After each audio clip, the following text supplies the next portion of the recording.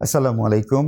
আমি doctor Abul Hasnat Mohiuddin, founder ও consultant Hasnat physiotherapy লালমাটির পক্ষ থেকে শুভেচ্ছা ও স্বাগতম।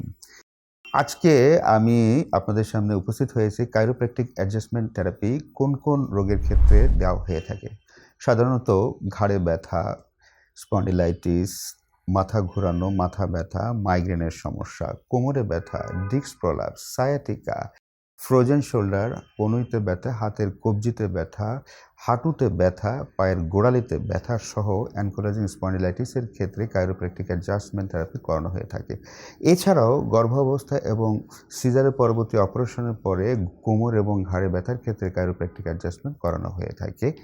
প্রিয় দর্শক, এর পরবর্তীতে আমরা যেটা জানবো কোন কোন রোগের ক্ষেত্রে কাইরোপ্র্যাকটিক অ্যাডজাস্টমেন্ট থেরাপিটা করানো যাবে না। সাধারণত কার্ডিয়াক ডিজিজের ক্ষেত্রে, ডিসলোকেশনের ক্ষেত্রে, নার্ভ ড্যামেজের ক্ষেত্রে। দর্শক, আজ এ পর্যন্তই। আপনারা ভালো থাকুন, সুস্থ থাকুন। পরবর্তীতে নতুন একটা টপিক নিয়ে আমি আপনাদের সামনে হাজির হব। আসসালামু আলাইকুম।